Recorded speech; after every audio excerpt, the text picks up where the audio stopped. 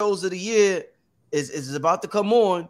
You know how important food is for us. It's light for our body. We electromagnetic beings. So this brother right here about to drop it. I'm about to introduce him. Before I do, I'm gonna get to a couple of commercials. So we're gonna do that, and I will be right back, family. We'll be right back.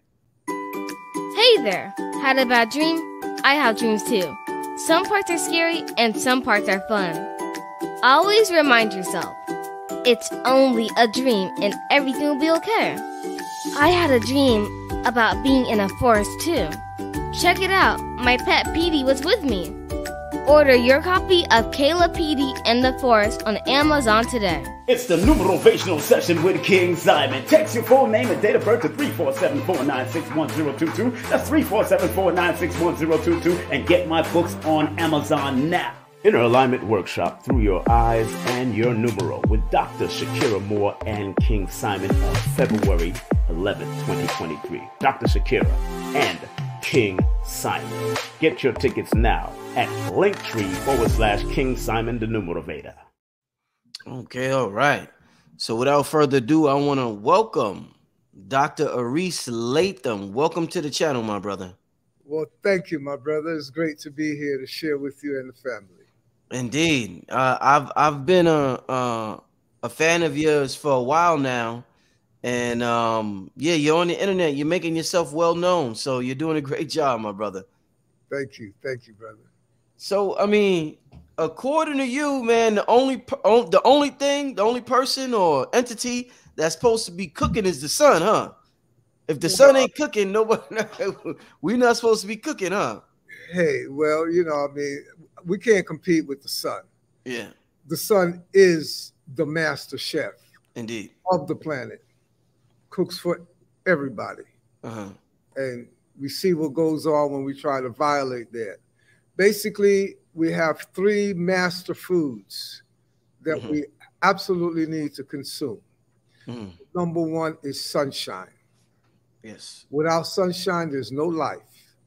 And you see what happens to foodless food that don't grow in sunlight that we try to consume because, you know, somehow we can make them edible, like those poisonous mushrooms. That was one of my first questions, brother. But all mushrooms are poisons. They're all toxins. If you're really a mushroom lover, you go put it to the test. You go out there and eat the wild mushrooms, but you faking it. You're eating what they call edible mushrooms. Who made these edible? How did they come about? How are they grown? In darkness, away from sunshine? They can't grow in the sunshine.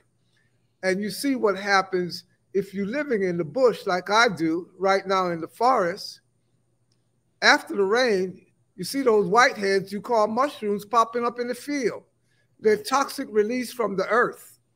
After a tree has been severed, you see a chopped down tree in the roots. If they left a little trunk on there, you see in the roots, you see mushrooms start popping up. I call them athlete's foot because they're fungus. Mushrooms are fungus. They are not food.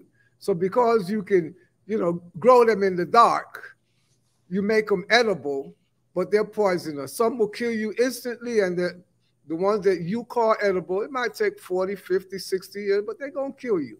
So, absolutely. They're not food. So the portobello, none of those, you don't? All of that. They're fungus.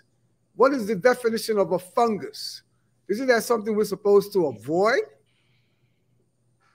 Okay, so by the way, what is the nutritional value of mushrooms? And then now you thought you got out of the matrix. Now they hit you with medicinal mushroom.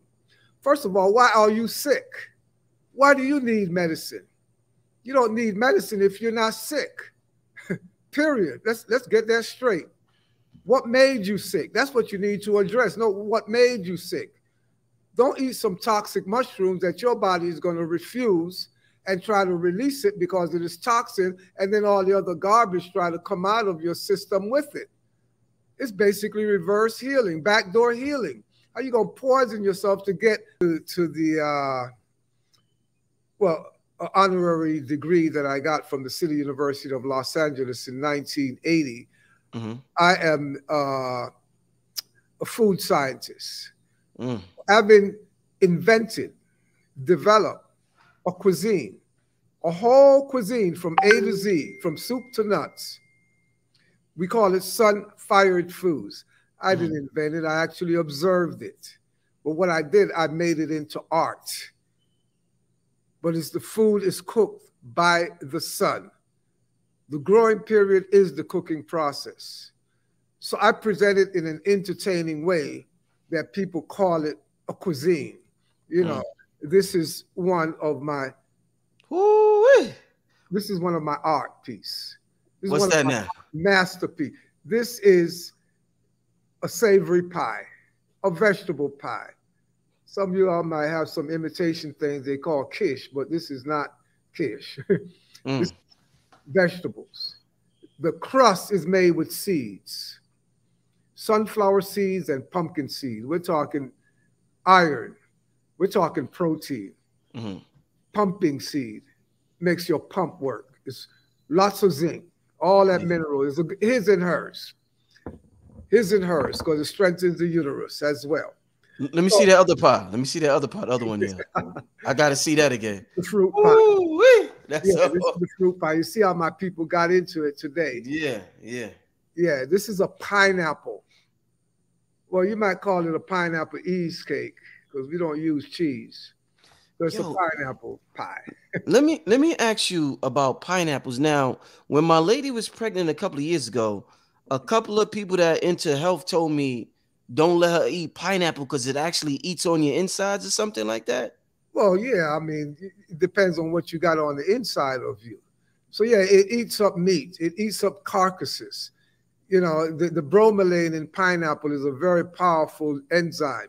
Bromelain. Okay, yeah. Bromelain. Yeah. Breaks down fat that is found in protein, and it also breaks down starch. Very, very intense. But, you know, so that's what it's going to eat. It's not going to eat you. Unless you're talking about a green pineapple that is pure acid tasting and acid forming. These are ripe pineapples, ripened in the field. So I'm in tropical paradise. I'm in the bush. I'm on a 700-acre farm, a UN World Heritage Park, the Portobello World Park. I'm in Central America, on the Caribbean, in the country of Panama. And we see these pineapples. We know these pineapples. This is part of our family tree here, you know. So, but the bottom line is, you know, we want to keep it fresh. We want to keep it real, and we must have it living. How are you going to expect to extract life from death? How are you going to boil a carrot and plant it and expect it to grow? So if it's not going to grow in the soil, how you expect it to grow in your body? How do you expect to grow from eating dead food? Anytime you cook food, of course, you're cooking the sunshine out of it. You're cooking the food out of it. Sunshine is your master food. We can't jump up and grab a bite of the sun, but we sure can get the sun drops, the bananas, the mangoes, the apples, the cherries, you name it, and eat these sun drops. And we're getting all of our vitamins, all of our minerals. But the most critical thing that we're getting is electric water. So that's the number 3 master nutrient, the master food. Sunshine, oxygen, and water. You cannot live without water. The human body is 70% water, but we must qualify the water. We want electric water, living water, full of electrolytes. I got a whole bundle of them right here. My coconut water. Coconuts, living water. The coconut tree is a filter. It alkalinizes on, you know, acid rainwater that hit the earth, went down into the ground, picked up a lot of inorganic sediments, inorganic minerals, and it turned them into an organic farm with the help of the sun. So an organic form. So inorganic minerals get converted into an organic form because the body can only use organic minerals, organic substances, and the trees have to process them for. The plants have to process them for, because our relationship with the universe is through the plant kingdom. So to grab water from the earth, spring water, bottled water, tap water, recycled toilet water, filtered water, alkaline water, don't come anywhere close to the water that's been processed from the sun through the plants and made them H3O, structured water. H2O got no structure. It's just really hydration. It's blank. And we know that kind of water dilutes everything it comes in contact with, even us. Even us. Is it true you haven't drinking like spring water in 40 years? I've seen that. I've seen a video that said that. More than 40 years. I drink water from the coconut spring. Yeah. But look, watermelon, that simple food that, you know, the Queen's English call it a melon flavored water. That is water. Don't tell me watermelon is not water. I drink watermelon. I eat watermelon. It's 99% water. And the watermelon comes from an underground spring. The watermelon vine is a water hose that taps into a spring underground and pump water out of the earth with the aid of the sun, process it, filter it, and package it in watermelons. So these are bottled water. A watermelon is a bottle of water. Right. It's 99% water. Perfectly packaged, environmentally safe and sound, recyclable, everything. You don't have to do anything with it or even for it. All you have to do is eat it, and you're eating your water. 99% water. A watermelon vine can run for a mile up the road, and every so many yards, so many feet, it's bottled in water for you. 20-pound watermelon, that's a bottle of water. So let's get real now. Let's come on home. You know, life is real. Nature is perfect.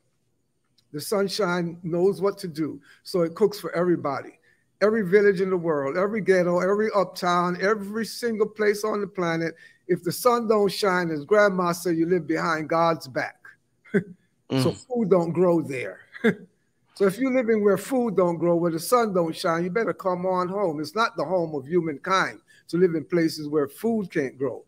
And the food that we should be consuming, as you may find it in your scripture somewhere, if there's a law of food, you read it, but you didn't really focus on it. Behold, for I've given unto you the seed-yielding trees, and unto you they shall be your meat. The original meaning of the word meat is food. So your food needs to come with seeds. A watermelon is a food factory. It's a water factory. Every single seed in a watermelon is another vine. An avocado tree is a food factory. Every single avocado pit is another avocado tree. So here come 300 more avocados coming at you every year from every pit of avocado, every avocado seed. So nature had it done perfectly right. But hey, the bankers got a hold of our food basket, and you see what's going on. It's about profit and greed.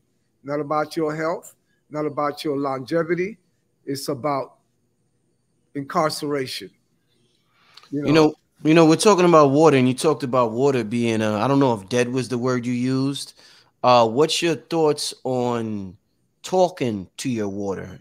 There's been research done where if you talk to the water, I think you could change to the atomic structure of it, and they like froze the water and took a picture, and you seen like different geometrical shapes produced based upon what you were saying to the water. So what's your thoughts on taking spring water and talking to it to create life out of your spring water? Well, I'm not going to negate that because we are masters. You know, the human body is dynamic.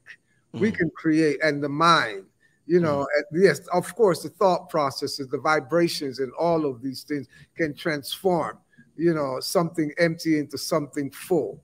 But, you know, it's more than just, you know, those basic common things that water provides us with, you know. And the most critical thing is life. It's electricity.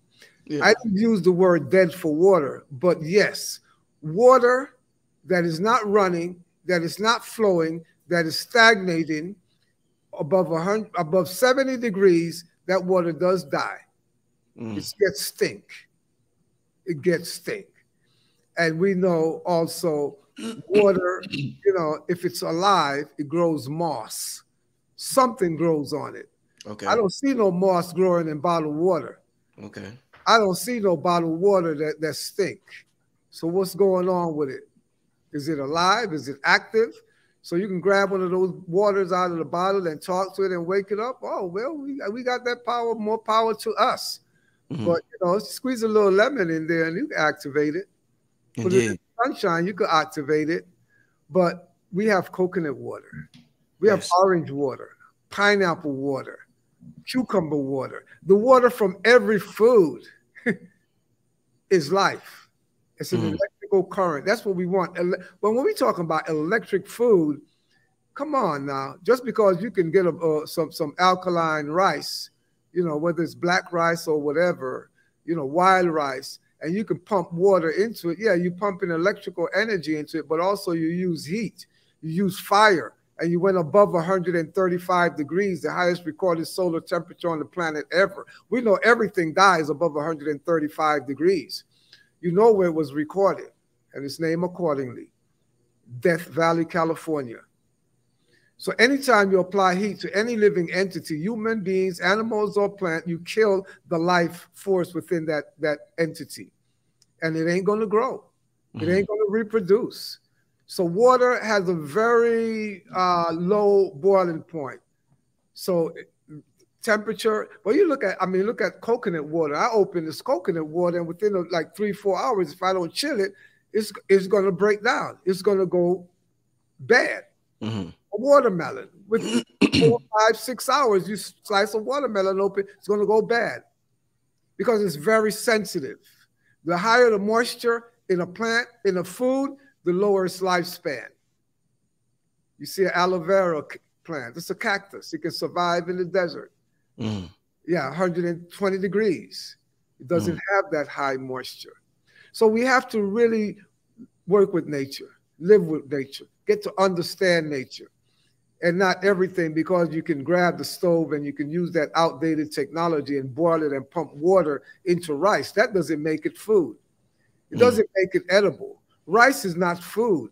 Corn is not food. Beans is not food. Potato is not food for human consumption. And you could ask your dummy, even the one the big one with the G initial. Put it in your search engine. How long human beings have been eating rice, been eating corn, been eating beans? How long our ancestors been eating these foods? Less than 10,000 years. How long we've been on the planet? 1 million years. We've been experimenting with these foodless foods because we got the power of fire. And we can boil the rice and pump some water into it. That doesn't make it edible. It makes it edible, but it doesn't make it food. It makes potato edible, but it doesn't make, it's still starch. There's still complex carbohydrates. There's still complicated food. And you're asking your body to now turn them into simple carbohydrate, into simple sugar. But your body can't do that because you killed them. You boiled them. You destroyed the digestive enzyme that will break them down. You're not trying to eat a raw potato or raw rice. So before the advent of fire. Go ahead, my brother. So even boiling some water and making tea, you're saying that's destroying the tea that you're making? I'm not saying it's destroying. You're extracting some elements from the tea. But first of all, you're using dried bush. You're talking dry tea. You're talking some dried up green leaves. The electrical current left that. You want the fresh tea. You want the fresh herb. You want to juice it. You want to get the electric energy out of there, and that's the water. Okay. That is the moisture. That is the true electrical current. You've dried it out, boiling it. Why are you even trying to boil it? This is modern era. Boiling is outdated technology. The concept of tea, heating it, steeping it, and all of that, that's outdated. You got juicers, you got blenders. Yeah. You can blend your fresh herb and squeeze the water out of it, squeeze the electrical energy out of it. But of course, the bankers ain't gonna make no money off of that because it's gonna spoil. So they're selling you dried out herb. And we got our healers selling you dried out herbs for healing. Yeah, they do help. They remove obstruction, they remove blockages and all of that. But what about the electrical current? That water has no electrical energy into it. It's just blank, inert, empty. Man, this is very interesting. Very interesting. I'm glad to have this conversation with you, my brother. Definitely glad. Let me ask you this. So you're currently in Peru I'm in and Panama, Panama. Okay. Central America. Okay, and you are surrounded by fruits. Now, do you think possibly your diet should change based on your environment? Like, what if you was in Canada? Would you be able to maintain the diet in Panama, in Canada, with 10 degrees or below 10-degree temperature? Would you have to alter your diet because your environment is different, so your body needs something different in it? Or would you be able to maintain the same diet that you have in Panama? Well, we're in a global world now. Mm, I can ship food from Panama. People mm, do ship food from Panama, from New Zealand, from Australia, from anywhere in the world. So because you can ship your body on a plane, why can't you ship your food to Panama, to Canada as well? So yeah, look, I was on a show with a Canadian guy some years ago. I went to the Total Health Expo over there, and the man tried to ambush me, send somebody to interview me the day before, and he came in with that kind of stuff to me, talking about, the first thing he said is like, well, the 100-mile radius. Don't you believe in the 100-mile radius? Shouldn't you be eating food that only grow within a 100-mile radius of where you live? How are you going to eat tropical foods in Canada? I said, what the heck grows in Canada? What are you going to eat now in the winter? Nothing grows in Canada. We should be fasting and hibernating. But you're eating rice. Rice grows nowhere within a 100-mile radius of Canada. They're talking about all the stuff that I'm eating. My pineapples, my oranges that came from the tropics, but they ain't looking at their plate. You're not eating berries and potatoes in Canada in the winter, are you? You're still trying to eat all of this imported food that came from somewhere else. right. Otherwise, you should be fasting and hibernating in Canada in the winter. That's not the home of humankind. We're not designed to live in the icebox like that. So the first thing I would do if I found myself trapped in Canada, I'll try to get out of there.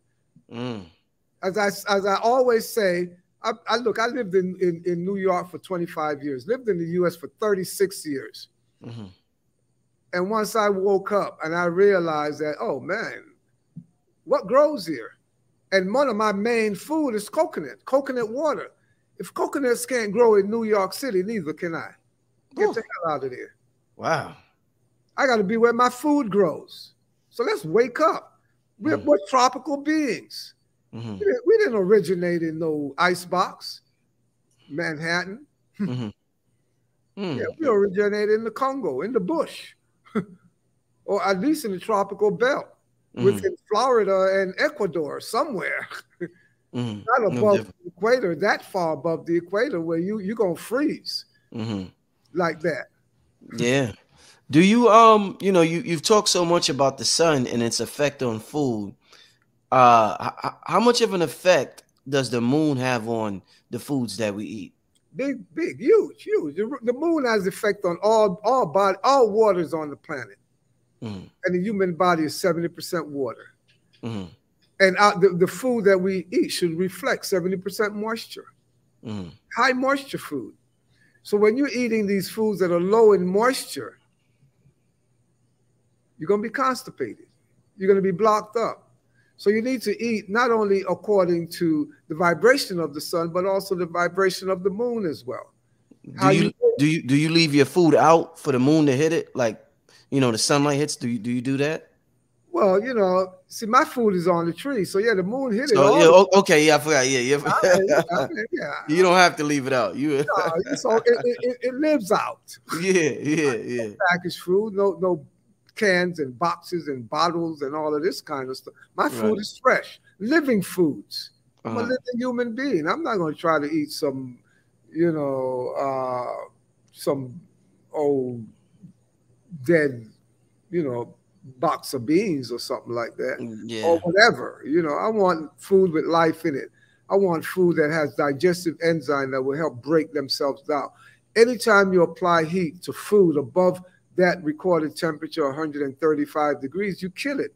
You destroy. Well, of course, you're going to dehydrate it, and we need that 70% moisture minimum in our body. So the doctor, with their little malpractice education, tell you, oh, you need to drink 8 glasses of water a day. I'm with you, doc. they need 8 glasses of water a day.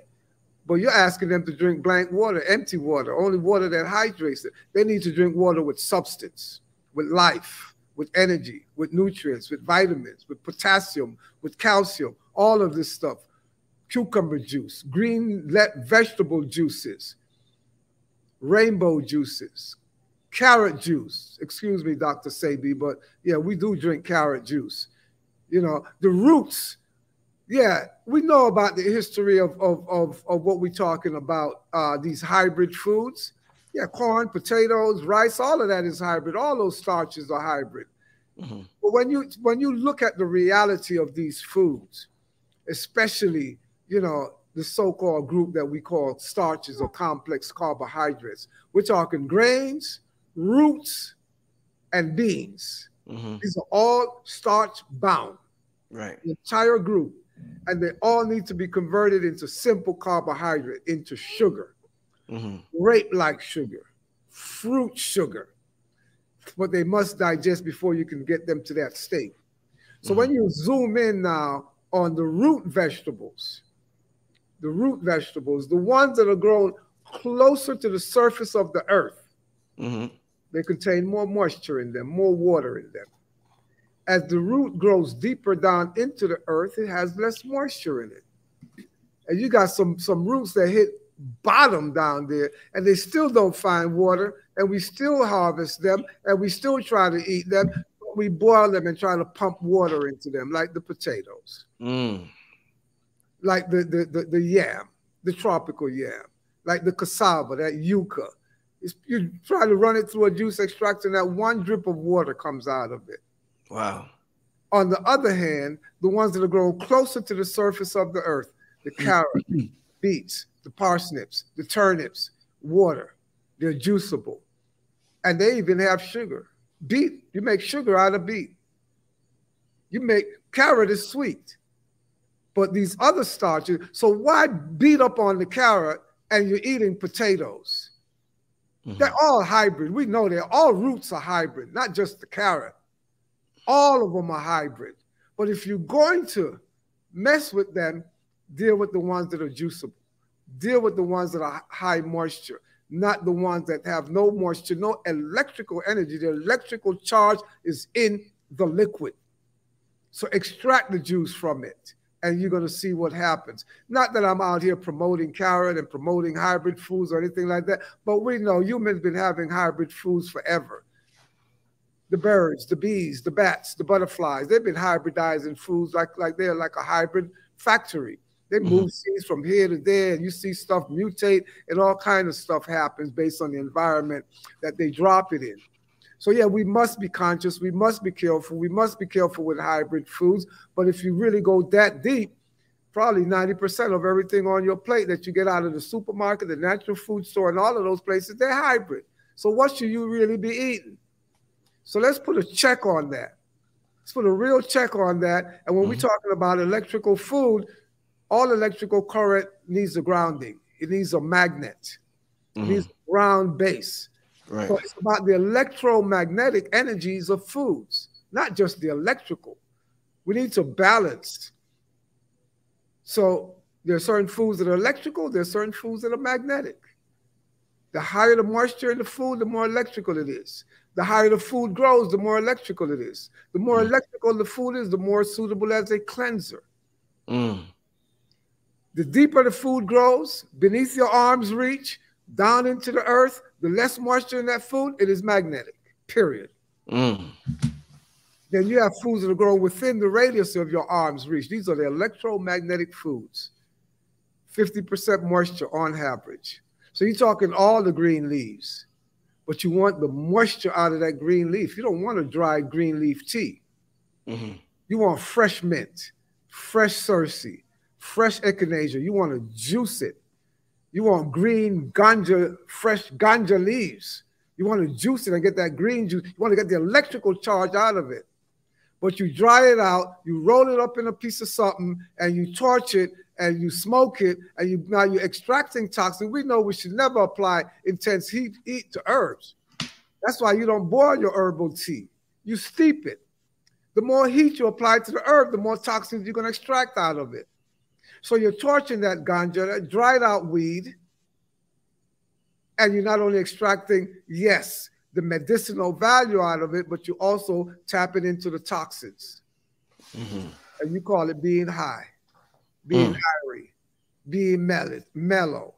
But you let that toxin of that weed stand on your brain for too long, it's going to short circuit, it's going to burn. What you feeling, this sensation of being high, your brains are being fired. Yes. Yes. That irritation on the brain that you call being high, your brain cells are being fried. So what happens when you smoke that weed like that? You get the munchies. The body's trying to protect the brain. Get it off my brain. So what is the munchie? You want to eat some big food. And the brain feeds on sugar and protein, but you don't want, you know, some apple juice. You don't want watermelon when you smoke that weed. You want some hard food, difficult to digest. And most of it is starch. You want rice and beans and protein, but you want that rich, heavy, vulgar protein, animal protein. And if you're plant-based or plant eater and you're eating plant protein, you want some beans. And beans is, you know, the average bean have 70% starch and maybe 30% protein. So you got to go through twice the layer of starch to get to the protein out of the beans. But because these things are complex, they're complicated, and they're hard to digest, it's going to draw the blood from the brain to the digestive system. So it's, oh man, I don't want to eat when I smoke. The munchies, it blows my high. Yeah, it's going to blow your high. It's trying to protect the brain, trying to get that toxins off the brain. But we go on, and then we talk about, oh yeah, the herb is for the healing of the nation. Damn right, the herb is for the healing of the nation. I know some nations that smoke like chimneys and they ain't healed yet. When are you going to heal? When are you going to stop smoking? You should only take it for the healing, if that's what it's really all about. But anyway, I'm not here bashing no ganja smokers. I smoked for years. I know the deal. But So I'm saying, how do you take it now? If you don't smoke it, how do you take it now? oh, I don't take it. But if you must take it, you want to get the green, fresh herb, and you want to juice it. You want the electrical current out of it. You want the juice. You don't need a whole big bundle. You just need a couple of teaspoons of that juice. You want the medicine out of it without the toxins. The fire activates the toxin. That's why when you make edibles and you bake it and all that stuff, it really put a blast on you. Yeah, you do. If you're baking at 300, 500 degrees, you're really putting out some toxins. Those edibles.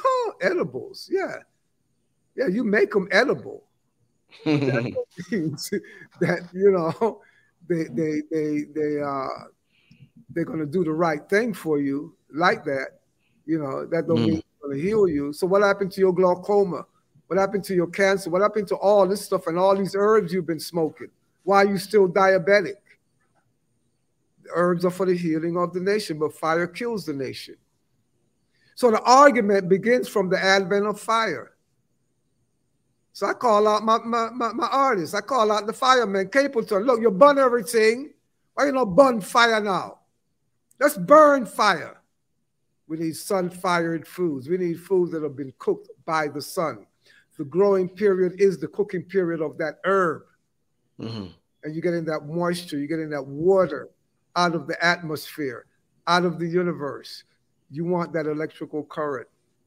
So the herbs are electromagnetic. They're 50% moisture. The fruits are electrical. The starches and the protein, they're magnetic, dense, low in moisture. When you're looking for that balance, you want that electromagnetic balance. You want alkaline foods. Coconut water, 7.2 alkaline. 7.2 alkaline, coconut water. Where does blank empty water fall on the alkaline scale? It is not alkaline. So let's come on home. We need to come home. What do you? I heard you say in an interview before. You know, black people like their food seasoned. We like salt, so we think that sea salt is good for us. I heard you say that the only salt you use is a black salt from India. So Well, let me tell you, yeah. not only black people, everybody on the world loves salt. Mm. Because they're eating empty food that got nothing in it, and their taste buds are paralyzed or crippled, and it's because of this use of salt. Salt has no nutritional value whatsoever. Nothing. Oh yeah, it's full of sodium, but that sodium is inorganic. Inorganic. You can't just take some inorganic sodium and that's going to satisfy your sodium. It has to be from an organic form. So yeah, the celery can process inorganic sodium in the earth and turn it to an organic form. So have the celery. So they sell you celery salt, but it's celery with salt in it. Mm. Yeah, sea salt is better than rock salt. That salt is just better than. Mm-hmm. You know, I don't take the black salt. I don't take any salt. But I say if you must use any salt, try the black salt, the Kalanamat from India. And mind you, it's not black in color, it's pink. Mm. But when you find it in its whole form, it's basically like a pumice. And the outside is oxidized, so it's black. When you peel off a little bit off of that, it's pink on the inside. So it's based on Indian Ayurvedic medical treatise. It says it's the only salt that they permit you to take during fasting because it has the tendency to be able to leave the body. The problem is the salt that you're using, the rock salt, the sea salt, the Himalayan salt, do not leave the body. Mm-hmm. But I know even the black salt, I don't take that. So I really don't recommend the use of any salt whatsoever. It serves no purpose other than being a razor blade that whips your tongue, whips your palate, and makes you enjoy food that really is not food. Mm-hmm. Look at what they've done to the olives. You know about olives. You eat olives. And they're all salty, right? Mm-hmm. Yeah, they're not salty by nature. Olives is the most bitter food on the planet, if it's even a food, period. If you get fresh olives and you try to eat it, you can't. It is absolutely, totally bitter. So what do they do to neutralize that bitterness? And it's tough, it's hard. It's not a food. So they take the olives and bury it in salt so they can tenderize it and make it edible. So yeah, I've eaten olives. And look, as an educator, I use it in my kitchen. I'm teaching you and I'm meeting you where you are. I have to extend bridges to you. I can't stay over here and say, come on, dinner is being served shortly. The avocado is going to fall off the tree. So let's catch it and have lunch. No, I'm meeting you somewhere. I got to meet you where you are. And if you're a salt head, well, if you must use salt, yes, use the black salt. But the thing is, go salt free. Okay? Mm-hmm. Salt retains moisture in the body. It inflates you, and they call it inflammation. Mm. So, you know, our skin, they say our skin is the largest organ on our body, and it absorbs whatever you put on it. So a lot of people go to the ocean to heal themselves. They go to the ocean, they got skin problems, they bathe in that ocean water, and they're better after being in that ocean water. Since coconut water is so important, like you're saying, would it have that same effect? I even know people who have salt bath pools now. Will coconut water have that same effect if you bathe in coconut water? Fill your bath with coconut water and you let it soak up all on your skin? My brother, coconut trees grow in abundance by the seaside. Mm. The water in coconut, the primary water in coconut is seawater. Mm. There's a place in Florida called Coconut Grove, right outside of Miami. Mm. When the conquerors came, the whole Florida coastline was nothing but coconut trees. Mm. That's how it's been in the tropics for forever. Right. Coconut trees grow in abundance in the tropics by the seashore because its primary source of water is pumping water out of the ocean. The most mineral-rich body of water on the planet. And you have the sun. You know, we're talking, first of all, the coconut tree. It's a very dynamic entity here. When we're talking about the coconut tree, we got to really look at this seriously now. Look at that coconut tree. Look at how it stands up straight up into the sky. It's an obelisk. It's a phallic. It's a phallic. It's a male energy. Mm. And the leaves, you know, the dreadlocks, Mm-hmm. on top, always the crown, always on top. And it shades the coconuts that are coming up under there. The coconuts sprout out, the coconut blossom. And that's what they're using today to make coconut sugar. The blossom is sugar, sweet. Mm-hmm. And then they develop into these little coconuts. And we have this entity, this masculine energy, this coconut tree that's 100 feet up into the sky. Mm-hmm. And as it is above, so it is below. Its roots are going 100 feet down into the earth. Mm. And it's tapping underground water currents of seawater because it grows in abundance by the seashore. Mm-hmm. And it's pumping. And I mean, look, it's anchored in Mother Earth, the Mm-hmm. bosom of the earth. So we got this dynamic situation going on, which in Spanish, there's a saying that's they call the Pachamama. Spanish, Mm-hmm. Latin, you know, what we call indigenous spirituality here in the Americas. It's like the father-mother relationship. Mm-hmm. So the mother is the earth, Mother Earth. The coconut tree is the father. Mm. Anchored down into the bosom of Mother Earth. Mm-hmm. And it's an obelisk, it's a phallic. Mm-hmm. And then you have the current of life, the seawater that's being pumped out of the sea through these roots coming up into the tree. And who is the engineer making all of this happen? The sunshine. The sunshine. God, Ra.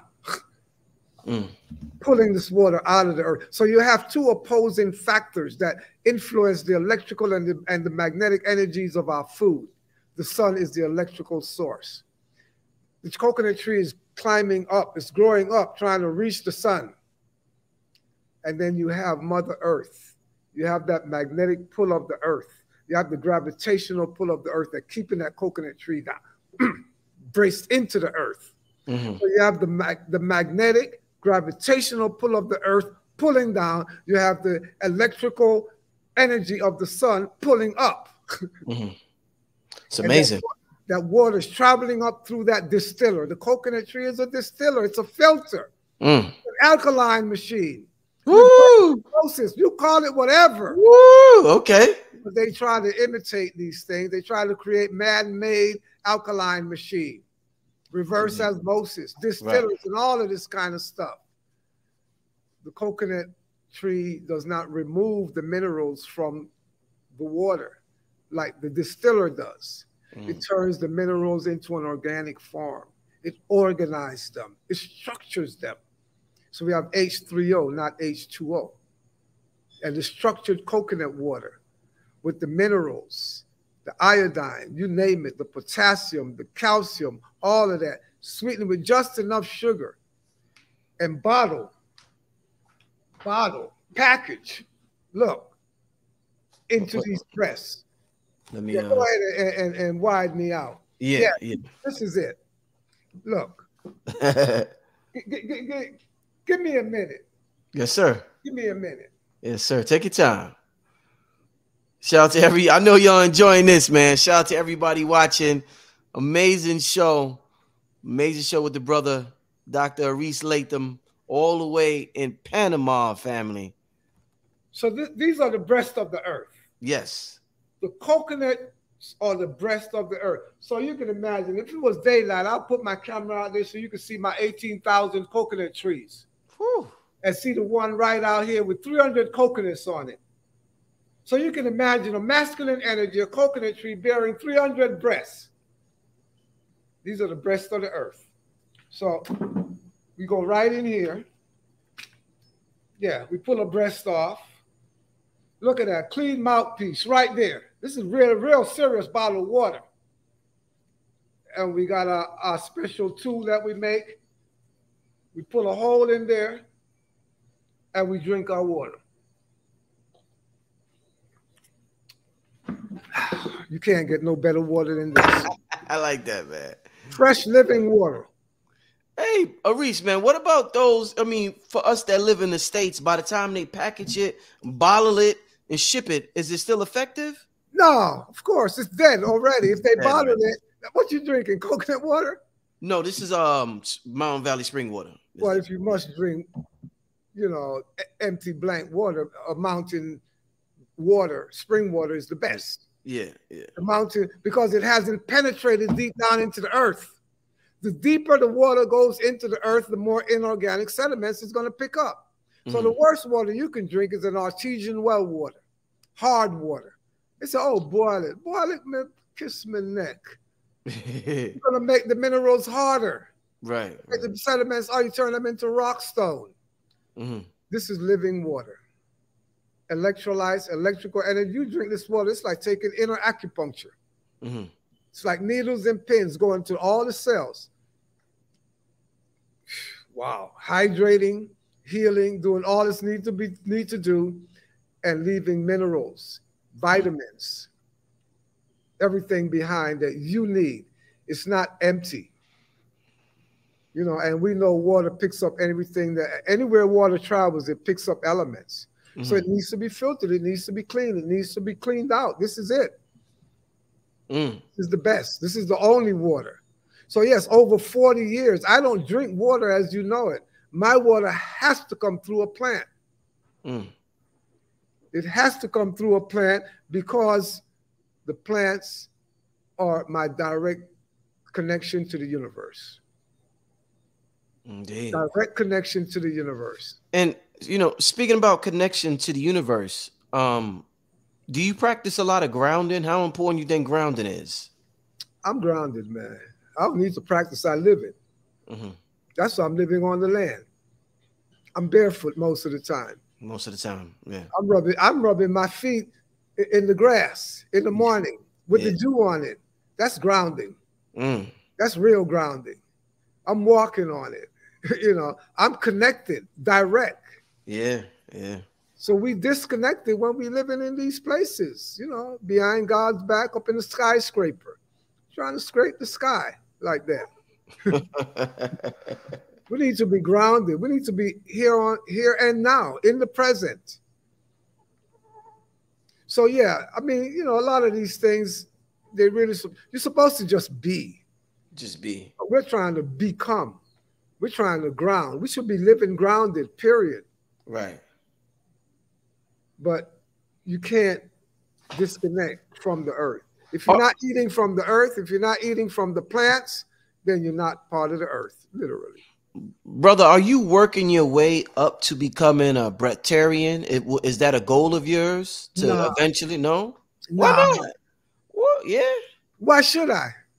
I thought there was like levels and that was like the ultimate level. You know what I'm saying? Look, let me tell you something. I may be working my way up, but not that way. Right now, today, January what, 21st? Yeah, January 21st. Yes, yes. 2023. I was born July 24th, 1947.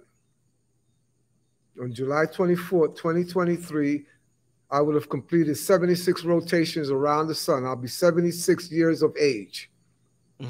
Today, I'm on my 21-day coconut water fast. I've been drinking coconut water. I've been using some of the soft jelly coconut, blended it in the water, pressing it out, drinking coconut milk. I've also been using a white fruit soursop. I blend that in the coconut water, press it out, and I drink it. So that's all I've been having for the past 21 days. Coconut water, some with coconut jelly, milk, or some with soursop milk. And I'm doing this for 76 days. 76 days. I started this practice since I turned 68. I fast 68 days. But I do what I call a juice feast. Most of the time, I'm just drinking juices, fresh fruit juices, vegetable juices, and coconut water. Normally, I do 50% coconut water, 1 quart in the morning, 25% fruit juice, 1 quart of fruit juice in the morning with my 1 quart of coconut water from 6 a.m. to 12 noon, because I'm on a daylight living. I only eat during daylights in the ideal world. So even now, at this time, you know, I'm off my rock. I'm off my center, because normally I stop drinking at 6 p.m. But, you know, I'm not living in a straitjacket. I'm living in the real world. And we're on the show, and I need to share this information with you and the family. So yeah, I'll pull out my coconut and style and flash and all of that and drink my coconut after sunset. But between 12 noon and 6 p.m., I do my quart of coconut water again, and I do a quart of vegetable juice. So I've been doing this since I turned 68. So I call it my life fast of the year. Okay. So this year, 76 days this year. So if I continue on this path, yeah, I'll be 5 days, years of living. Because every year I'm taking off a day from eating. So we got that. Indeed, yeah. We got so it's not my goal because I love food, I love eating, but for me it's more drinking than eating, than digesting, than masticating. Right. Digestion is the biggest job you could ever ask your body to do. It's the most overworked. Yeah.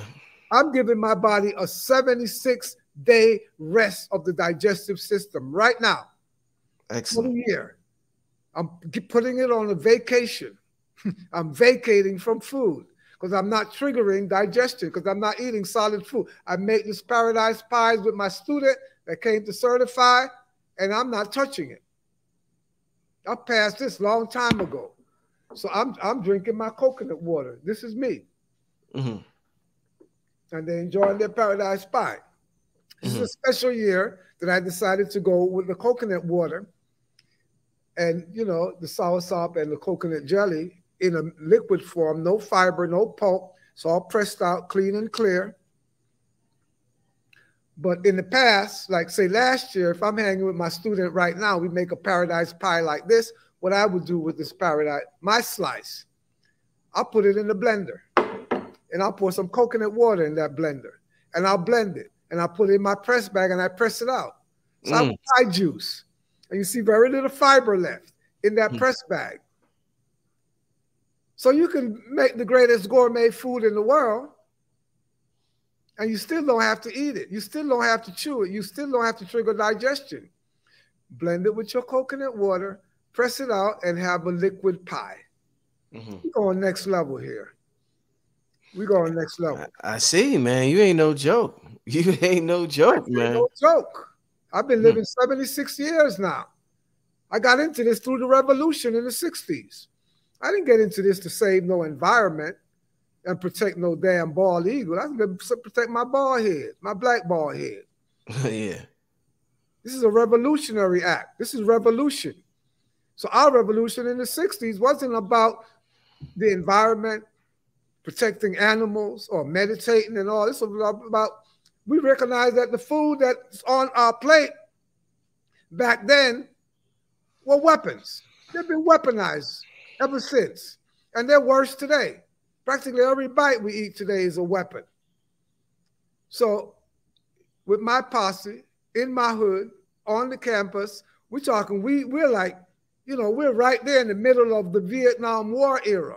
Hell no, we won't go. We ain't going to fight your rice war so you can dominate the rice of the world. Hippies, back to the land. Natural foods, organic. Black power. Haki Madabuti. No, don't eat white foods. They're all mutants like white folks. White sugar, white flour, white salt, white, you know. So, hey, who needs that? As a revolutionary, we're on the front line. We don't need to be eating our weapons. We're sitting in the president's office back in the 60s, the college president office. You know, we out here on the front line. You know, so me and my posse, we sitting in the president's office and somebody fought. Yo, nigga, what did you eat? You ate that cafeteria food? Oh, man. Get out. We put you out, put you off the block. You ate weapons. Don't drop that stink bomb in here. But this is a whole different approach. And I'm still here and I'm kicking and I'm growing and I'm not sick. I'm not borderline Alzheimer. I got 20/20 vision. My brain is expanding, not shrinking. Because 53 years, I haven't eaten, 54 years this year now. Damn, we in another year. 54 years, I'm not eating any animals. And 48 years, I'm not eating any cooked food, any dead food, sun-fired food. It's a big difference. I'm not sick. I'm climbing coconut trees. Yeah, I can jump off the roof of this building and land on my feet. And my knees are not going to crush. I'm not looking for a hip replacement or none of that. Because one thing I don't eat also is starch, complex carbohydrates, roots, deep roots, grains, and beans. Pure starch. Hip replacement these days. God damn, where they heading? Let me ask you this, brother. What a lot of vegans, I heard you mention, you say you have 20/20 vision. A lot of vegans that I've interviewed, I've noticed they wear glasses. How does the food impact your eyesight? Because I notice it doesn't seem to have an effect on a lot of the vegans I see. They still wear glasses and don't have vision where they can see without them. They starchitarian. Potatoes, rice, macaroni, you name it. Starch. Starch dries out. Starch settles. So if they wasn't eating starch, their vision would get better. What are they talking about? They talking blurriness, nearsighted, all this kind of stuff. They can't. Everything is fuzzy. There's starch settled in the vessels of your eye, the blood vessels in your eyes. Okay. And you see that white ring around their iris? Yeah.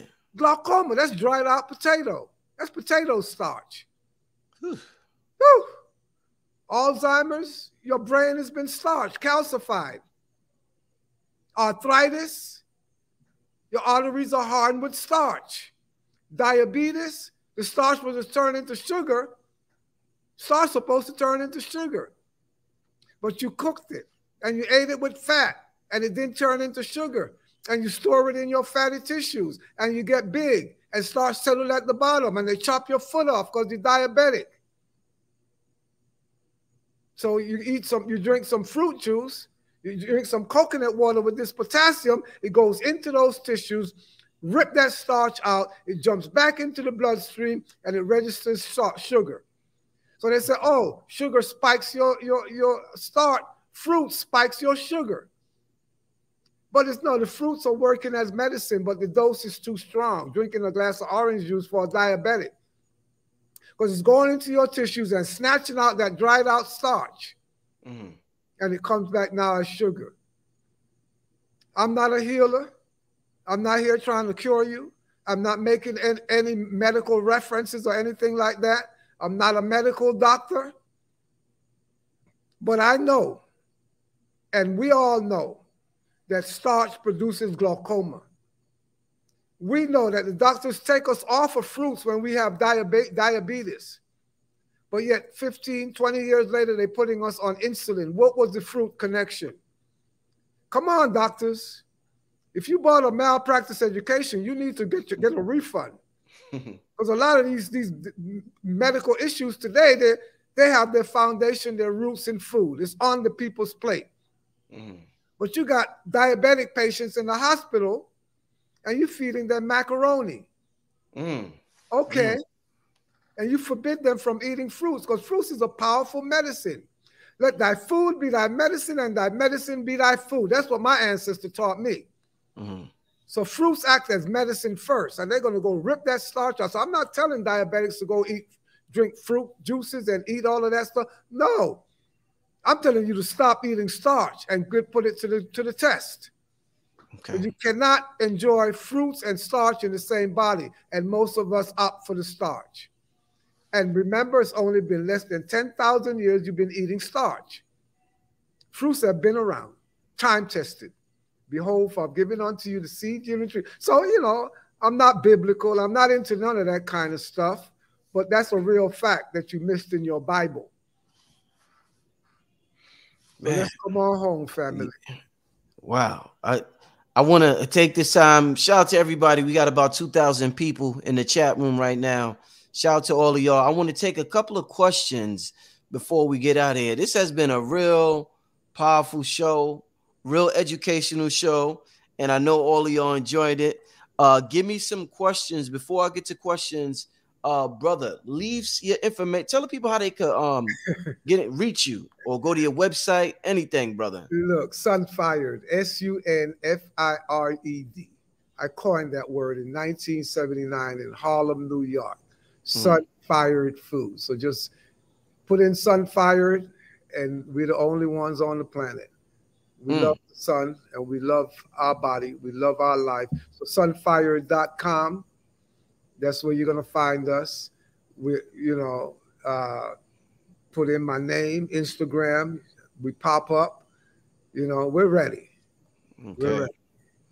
All right, let's get to some questions from the family.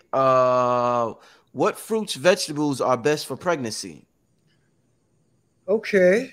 Well, pregnancy, the most critical things you need to consider is iron, protein, and calcium.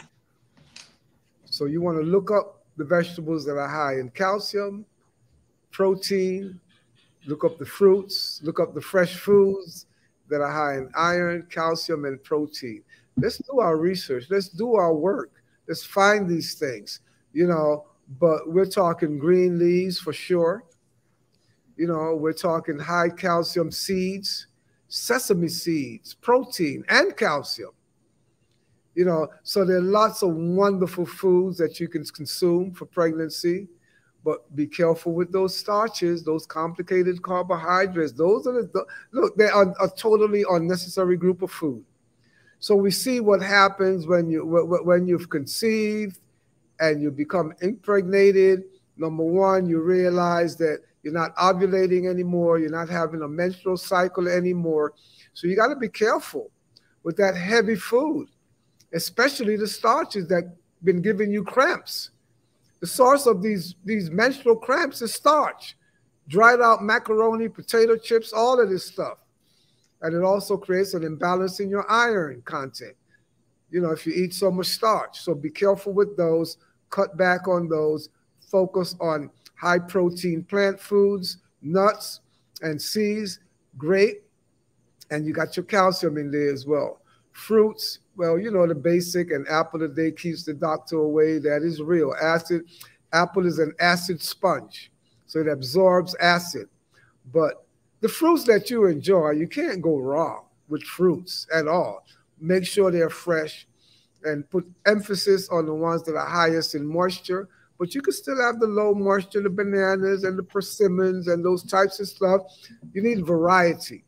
But eat your fruits in the morning because you're going into elimination mode in the morning for those 8 hours. And we feel it when our sisters become pregnant and you miss that menstrual flow. You miss using your organ of reproduction as an auxiliary organ of elimination. So you're not going to be menstruating anymore. So you're going to be backed up with uneliminated waste because now that physiological enigma of women, that menstrual flow, you no longer have that gate to use as an emergency organ of elimination.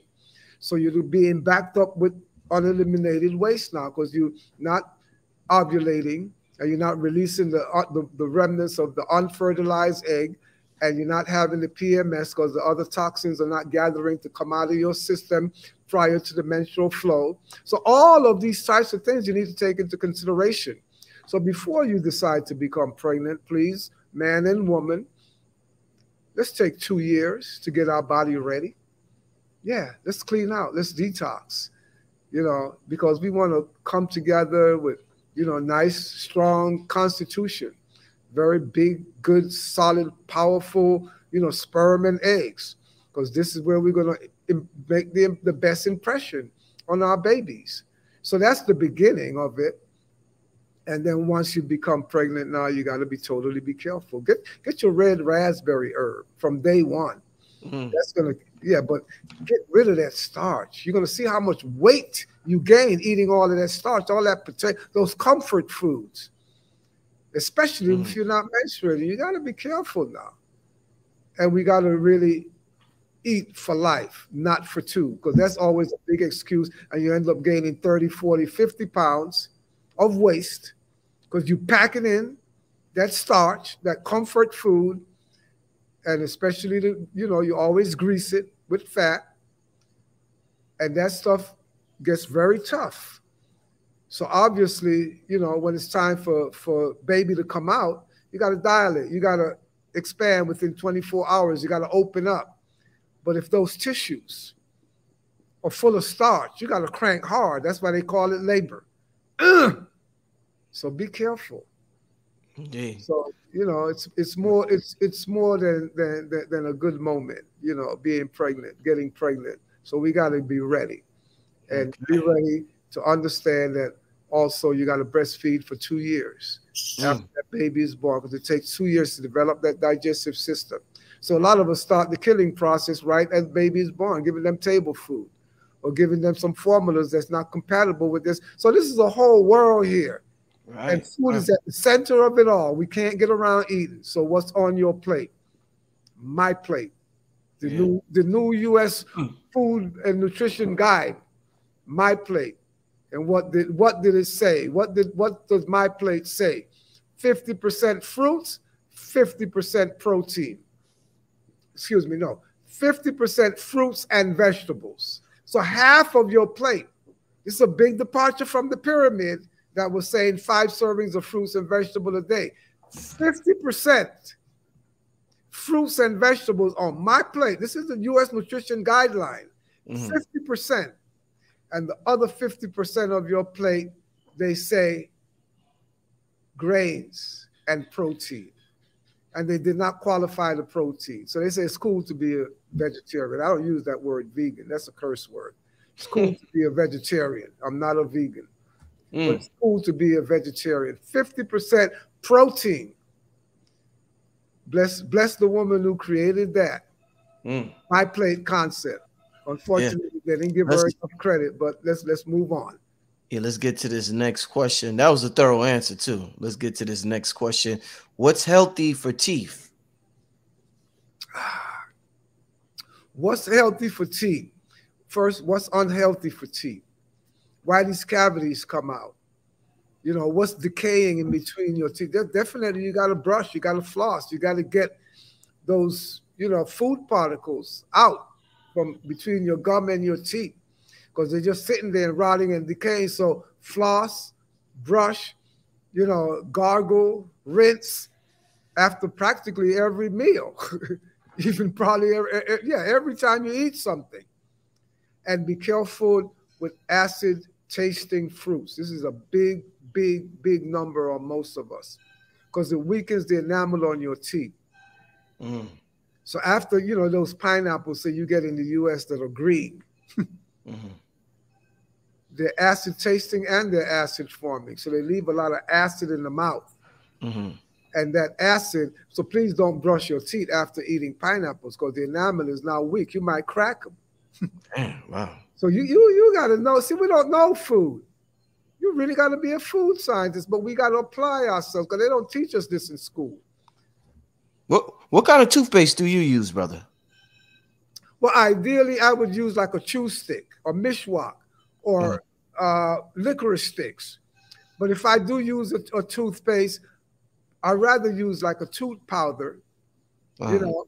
But if I use a toothpaste, I'm looking for one that doesn't have the fluoride stuff in there.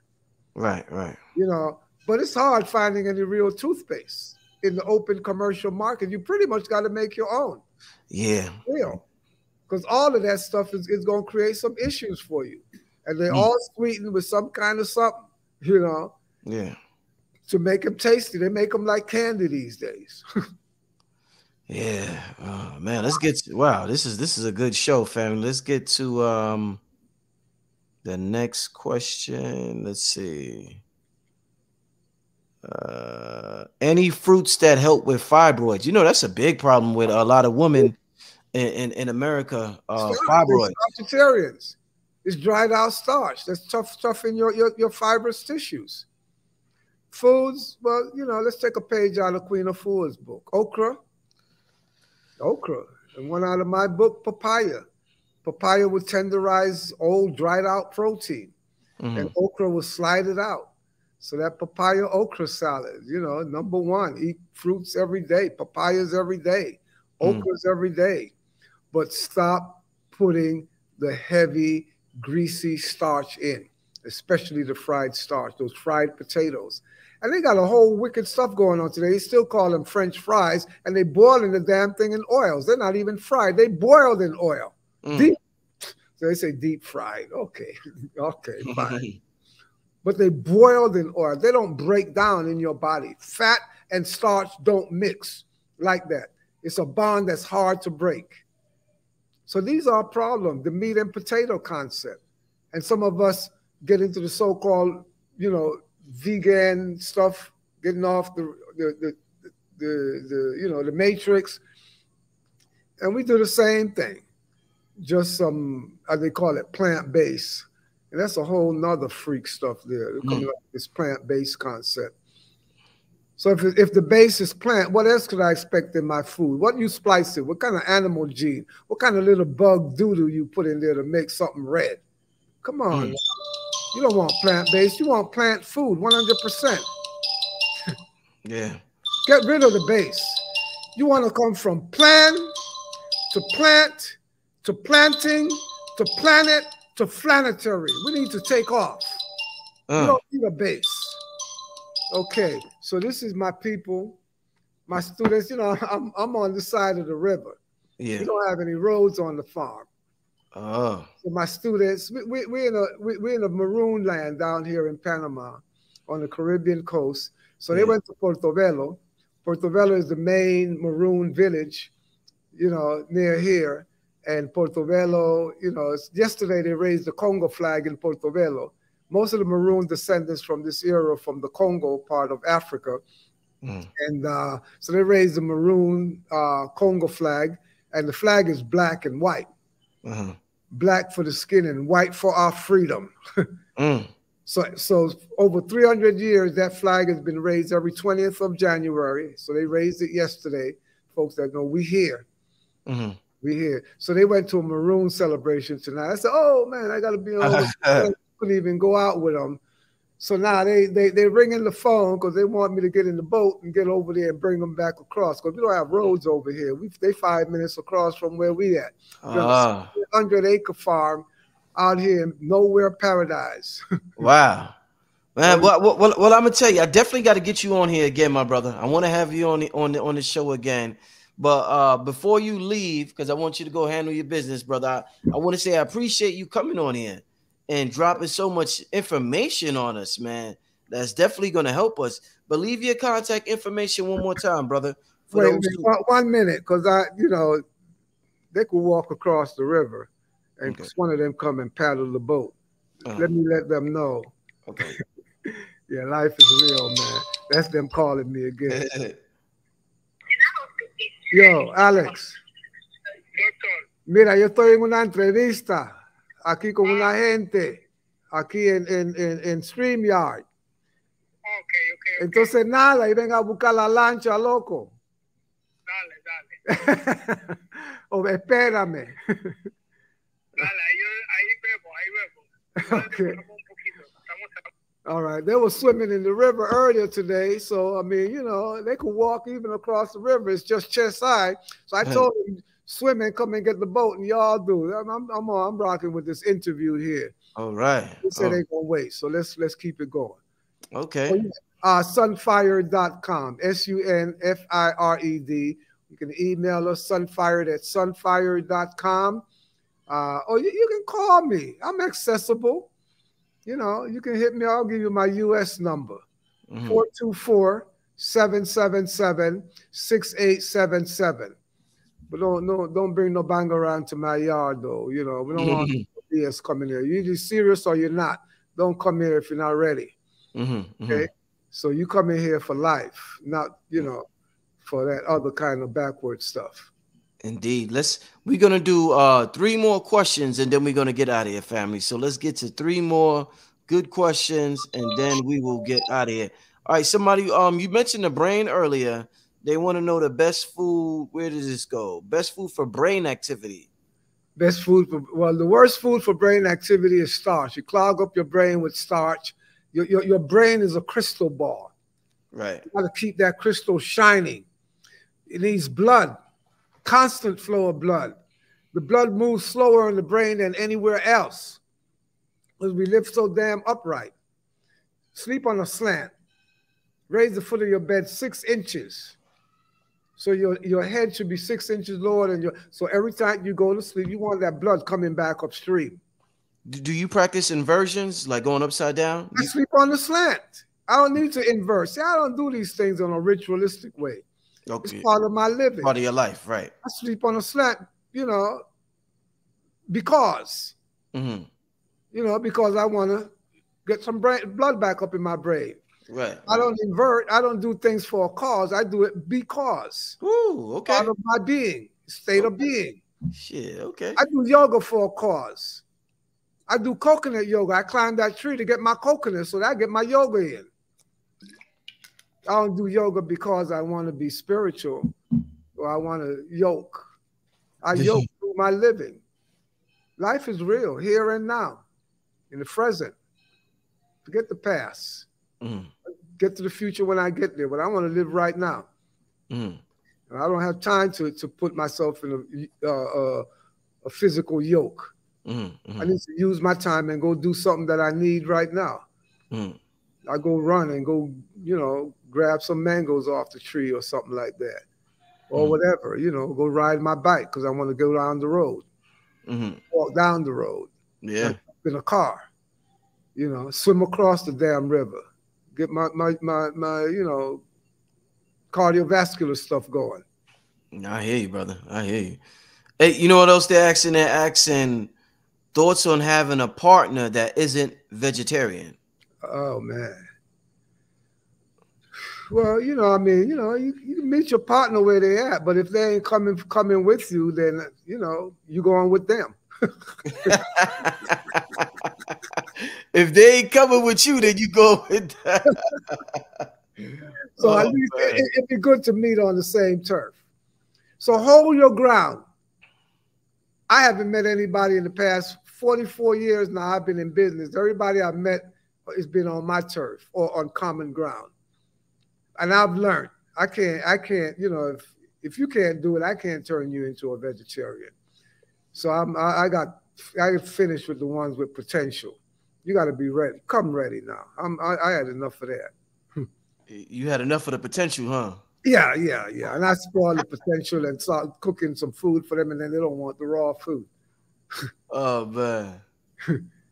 So, but you know, we got life, we got time. So take our time, you know, and you know, you got the potential, she got the potential, he got the potential. Take your time with them, but you know, time has a limit.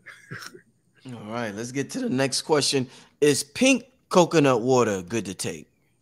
Well, you know, some coconuts have a pink lip, like this one here. You see that pink lip on there, that pink ring right around up there, right there. So the coconut water would turn pink, and there's nothing wrong with pink coconut water. And if it tastes kind of sour or kind of fizzy, then you know it's coconut kefir, they call it. You know, so it's fine. You know, it's gonna help you move out some stuff a little better. But you want fresh coconut water. You don't want the ones in the bottles that's been pasteurized, that's sitting on the shelf. It's the electrical energy in the coconut that you want. You want the electrolytes. So back to the food for the brain. You know, I know I told you what not, but what to. You know, definitely. You know, for me, yeah, that can wait too. For me, you know, I'm big on ginseng. Okay. I use the ginseng root. I want the whole root. Normally, I got one in my pocket because it rejuvenates the brain cells. It's probably the only thing that's capable of rejuvenating brain cells. So, you know, all the ganja I burnt up, I need to, you know, I keep my ginseng. Oh man, I get in the whole root. Right. And I want the one from North Korea, the North Korean red ginseng from Kaisan Valley. That's just the best ginseng growing region of the world. Oh. Yeah. And you know, it's gonna cost you a good money. But you know, your brain is you know, it's your brain, like your computer brain. You know, this is the hard part. You said ginseng from North Korea? Yeah. Of Of course. Because a lot of people want to know. They're gonna Google it and they're gonna try to order it tonight. That's why I'm asking. Oh man, no. See, I'm not. See, I don't like even. That's why I don't answer a lot of these questions because it's hard marketing these people stuff. Anybody. Yeah. So they don't show you no respect. Mm. You know. So DM me. Okay. Okay. Yeah, DM me because you know, blenders, juice are supposed to be asking me, and I'm telling you to go buy the stuff, and they don't give me no respect. I don't want to be a salesman or a merchant. One day I'm gonna have my own blender and juicer. Sell my own ginseng too. Definitely. Yeah, but I ain't even into that. You know, I'm not a merchant, man. That you know, I'm about sharing information. If I sell something, I'll sell some knowledge. Okay, the next question: what to take for parasites? Parasites. Well, what not to take? Stop eating stuff that's gonna feed on negative parasites. You know, all of the animal products, all the meats, all of that stuff, it putrefies in the body. And it breaks down in your gut the same way it breaks down in the trash bin with worms and maggots and all of that stuff. Negative parasites. So you don't put this stuff in your body that is food for the parasites. They ain't going to live in you. They're going to come through you. You got to let them, I mean, you know, you can't avoid them. The thing is not being a host for them. Mm-hmm. So it's the constitution of your body. More live, living food that doesn't create, you know, the type of uric acidic condition that parasites love. You know, yeast and all of this kind of stuff. They love that kind of stuff. You see them coming around, you know, they hatch out of the right fruits. You can't afford, you know, avoid them. All of this kind of stuff. But yet a lot of us, we go eat these damn worms. They call them shrimps. And we don't even realize what we're doing. So you got to be careful. First, get those things off of your plate. And if you do have it, you want to put in positive food, probiotics, but not buying somebody's packaged probiotics. You want papayas and mangoes and apples and all of these things that are not going to allow these parasites to take over your body. You know, you're not giving them any food, you know, and this will allow you also. And that's why even eating cooked food is negative. Because it's going to go through all kind of fermentation, all kind of stuff in your body, and it's going to breed, you know, what the negative parasites feed off of. That's why a lot of you, you know, that are eating all this cooked plant vegan food, and you're coming down with all these same diseases that, you know, meat eaters eat, you know, especially when it comes to, say, the symptoms of having a B12 deficiency. So someone who's eating cooked all plant food and no animals, you do have a B12 deficiency, and you're going to show the symptoms of other people as well. But someone like myself who don't eat any cooked food, my body don't generate the negative bacteria. So in my intestinal system, in my gut, I can generate the equivalent of the 5% of B12 that is retained in the body of the biggest meat eaters on the planet, because they excrete 95% of all that B12 that is found in the animals that they eat. So I have an intense B12 deficiency, but check my nerves, okay? I don't have any nervous condition. Check my brain. I'm not forgetful. Get your dates going back 40, 50, 60 years ago. So the whole thing is what you're putting into your body that's going to allow your body to live in a clean, constitutional environment. Okay? So a lot of this stuff that we're putting in is going to breed what it takes for negative bacteria to live in your body, parasites. But if you got them, yes, the papaya, you can eat the whole papaya, swallow the whole papaya seeds, don't bite them, don't crush them. They're magnets, they attach themselves to parasites, and you see them coming out. You see the worms crawling out in between the papaya seeds when you go defecate. So some of these little basic stuff, you can find these kind of information by just, you know, hitting up the dummy search engine. A lot of stuff is all in there. Sometimes people take the papaya seeds out the papaya, so you could just drink the papaya seeds, and that'd be like a... Well, you swallow them. No, the thing is you eat the papaya. Okay, I see what you're saying. Yeah, you eat the whole papaya, and papaya requires no digestion because it's pure enzyme, papain, digestive enzyme. You just mush it. You just press it up against your gum, and it breaks down. And swallow the seeds whole. You don't have to chew the papaya. It's swallowing them whole. And it's best to take them along with eating the papaya. So eat the whole papaya and swallow all the seed. But you got to do it continuously. It's not just a one-off kind of situation, you know. Right. You know, you got to do it maybe like 30 days in a row. That's a buildup in your body, and then it ropes itself around those, or the parasites rope themselves around the papaya seeds. They're magnet. When you chew the papaya, when you break their wholeness, then they lose their magnetic effect. All right. Let's get to another. I mean, this is just good stuff, family. I was gonna end it, but this is just good stuff. What do you suggest eating in a colder environment when the body temperature drops? I suggest not drinking any hot coffee, hot tea, hot soup, hot chocolate, or any kind of stuff like that, because you're going to become colder. You're just whipping the body. You're stimulating it. You whip it just like when the jockey whips the horse. The horse is trying to run faster because it's running away from the sting of the whip. So you whip your body with a cup of hot something because it's so cold out there. Your body is generating an instant amount of digestive enzyme or metabolic enzyme, whichever one it can bring down as quickly as possible to cool that hot stuff down.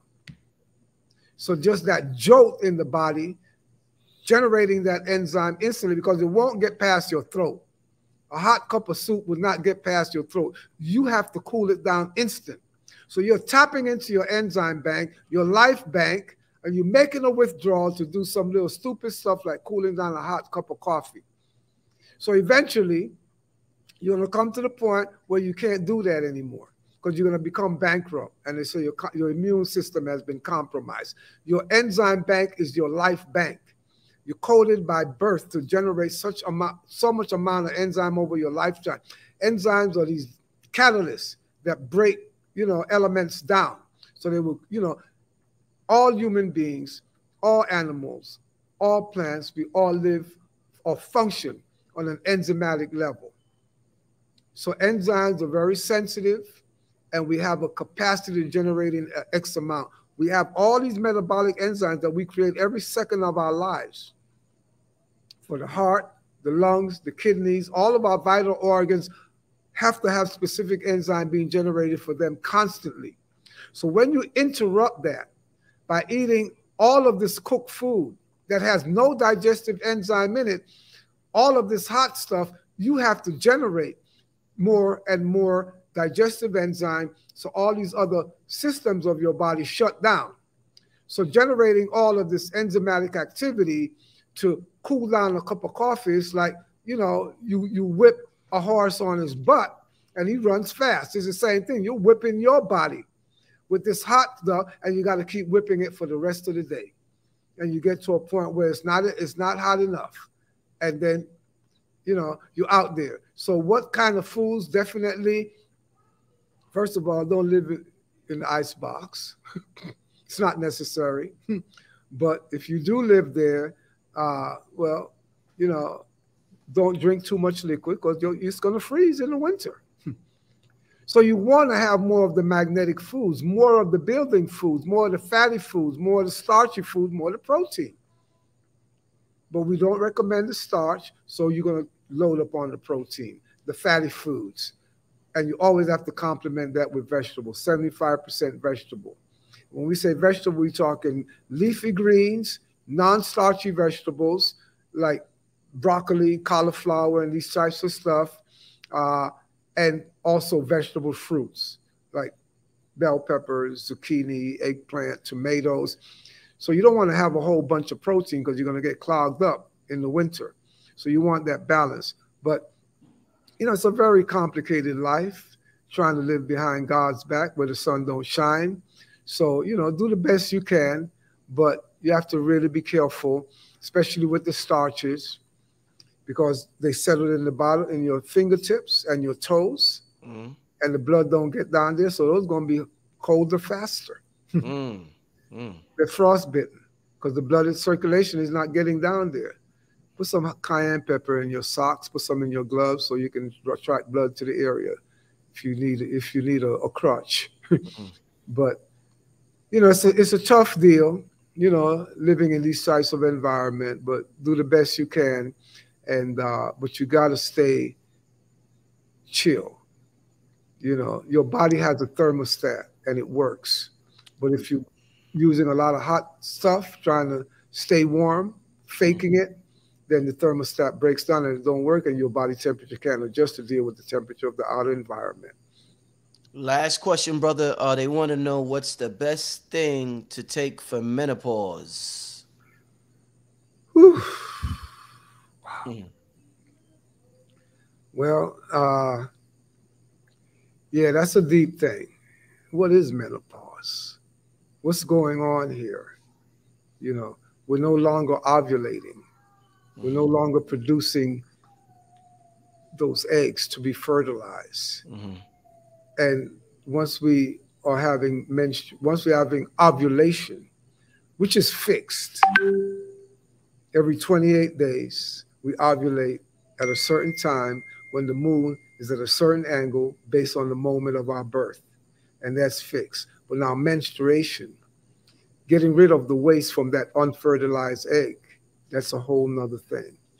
So it depends on what you've been eating, you know, for the past 28 days as to how that's going to come out, how much you're going to be, how much you, King Simon, yo, my brother, King Simon, big up, bless up, man. So what's going to come out is what you put in the last 28 days, you know? So you get to a point where, you know, while we've been wearing out the system, using it as an auxiliary organ of elimination, and yeah, you're going to ovulate, but so much over your lifetime, but we short circuit this period, and some of us start to ovulate earlier than we should. But, you know, you could still be ovulating in your 60s and your 70s if you live on a certain level. So that's where we need to begin with. It's not intoxicating the body, you know. So when you're dealing with menopause now what is going on, because that auxiliary organ of elimination is not working for you anymore. You're not having your menstrual period. Now your body's trying to figure out what to do with this waste that I didn't get to eject out the back door or the front door because I'm no longer menstruating. So hence the hot flashing, the body's trying to figure out, now how I'm going to burn this thing up, because it's not going out. So the hot flashes and XYZ. But, you know, grab your fresh ganja juice. You know, try that. You know, try that for the hot flashes. But again, I'm not prescribing. I'm not recommending. This is not a medical condition. Going into menopause is not a medical condition. This is not a sickness. It's not a disease. I'm not practicing medicine without a license. I don't have a license to practice medicine, and I don't practice medicine because the body is self-healing. I can't heal you. No herb can heal you. No food can heal you. You have to heal thyself. The body has to give it an opportunity to heal itself, but we're bombarding it with all these things and keeping it busy, trying to digest less food, so it's never going to get around to healing. So your body can handle that menopause and delay it, postpone it by not putting a lot of waste material in your body for your body to process. And we're going to see a whole different thing. So what are the best foods? You want foods that are not going to leave toxic waste behind. It's more of what's not on your plate than what's on your plate. But we've been conditioned to find something in a little pill, in a little bottle, in a little vial, in a little herb or something like that. But it's the first protocol of dealing with any of these situations is remove the cause. Your car is not running right. You go to the mechanic, remove the cause. And that might just be the only answer you need. The only thing you need to do, remove the cause of the issue. That's the first protocol, is the body being able to heal thyself. Stop bombarding it. Stop challenging it. Stop brutalizing it. Love thyself. And you cannot give it work to do that it was not equipped, that it was not born to do. Your body was not designed to make sugar out of potato. Unless you want to catch up with Usain Bolt, leave that potato alone. Wow. Man, once again, I want to thank you, Dr. Aris Latham, for coming on the program. I definitely look forward to having you on here more often, teaching the audience about health. One last time, tell them your contact information just in case they missed it, my brother. Okay, Sunfired. Sunfired. Sunfired.com, family. All right. So with that being said, family, this is Brother Rich, Dr. Aris Latham. We want to thank everybody for coming on tonight and listening to this interview. Yeah, they said one of the best interviews in 2023 so far. They like this one a lot. They like this one a lot.